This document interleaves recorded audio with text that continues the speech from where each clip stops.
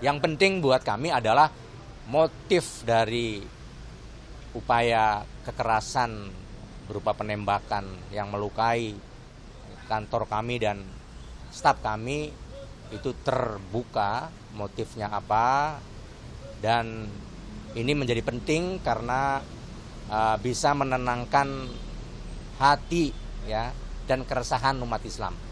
Karena menyerang simbol keagamaan ini sama dengan menyerang ya kehormatan dari umat Islam.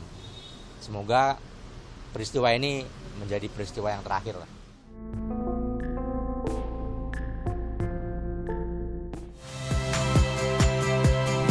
Saya Rahmat Ibrahim. Saksikan program-program Kompas TV melalui siaran digital, pay TV, dan media streaming lainnya. Kompas TV, independen, terpercaya.